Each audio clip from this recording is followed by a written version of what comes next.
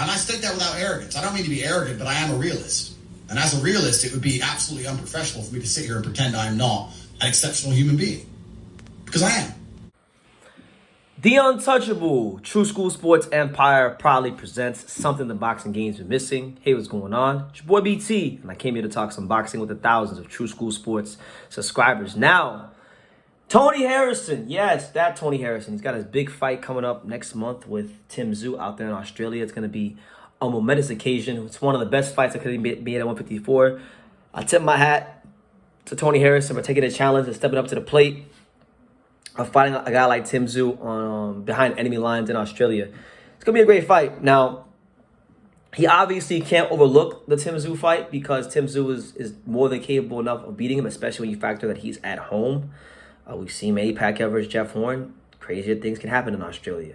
So with that being said, obviously he needs to win that fight and focus on that fight, and that's going to be a hard task. But he has come out himself, out of his own mouth, and stated that the fight he's chasing, the fight that he longs for and yearns for, is a fight that I think a lot of boxing fans, believe it or not, still long and yearn for because it was such an entertaining fight. The build-ups were entertaining. The fights were great.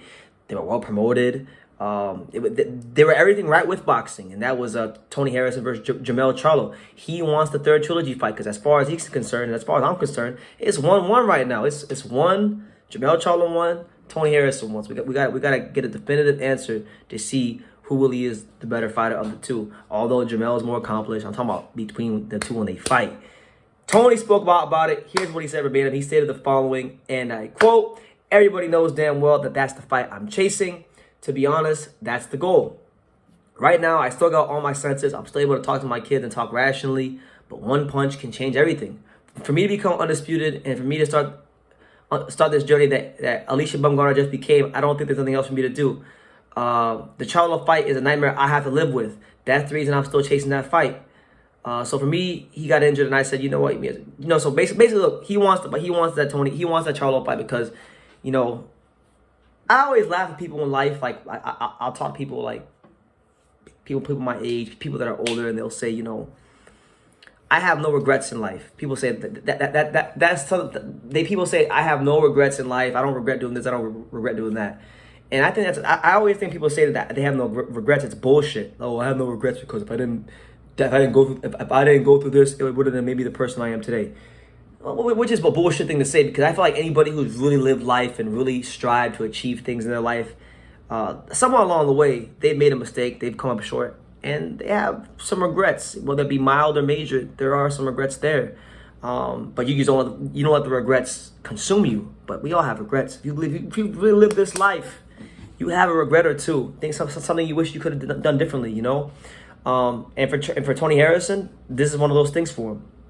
The Charlo fight, and it should be because what was crazy about that third fight was he was boxing better in the rematch than he was in the first fight. The first fight, I thought he fought a nice, basic, systematic game plan, and he followed it. But man, that rematch before the knockout, oh my God, the counter punching, the sharpshooting, the combination punching, the step into Charlo. I mean, he was just if he didn't get knocked out, he was well on his way to one of the best performances of 2019. He was a round or so away from it being that, and really cementing himself as one of the top 54 pounders in the sport. He would have got on the pound list for me if he would have won that fight. But that at that world championship level, that's the margins for error that they're so slim. Like he's a couple of moments away from being looked at as, the top guy at 54. And Charlo would be the one that would have had rebuilt himself back up. But instead, he winds up losing again in his career.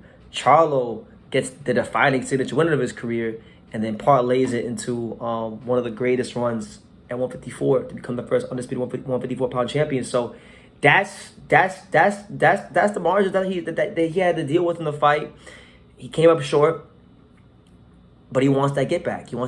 And I can't blame him. And I really want to see it. So I'd be remiss and I'd be lying to you guys if I say that I am kind of rooting for him to get the job done against Tim Tszyu because I've liked Tony Harrison. I think he's been a net positive for boxing, and I think he'll be a net positive for boxing, even after he retires, as I think he's going to make a fine trainer, a great trainer. You know, he's already a great trainer, in my opinion. You know, look what he's doing with Alicia Bumgarner. Alicia Bumgarner wasn't that good before Tony Harrison, and that's just facts. So, with that being said, that's the news. Tony Harrison has stated his intentions that he wants that third Charlo fight. I feel like if he wins this fight against Tim Tszyu, unless Jermell Charlo becomes a straight diva and says, I want to go to 160 all of a sudden, that he beats Tim Tszyu, he's right there for a third trilogy fight with none other than the hitman himself, Jermell Charlo, for undisputed. And that would just be crazy. The third fight trilogy, all the shit talking, genuine disdain for all the marbles. I mean, what more could you want, you know? So a lot has to happen between now and then to get that fight, but I'm just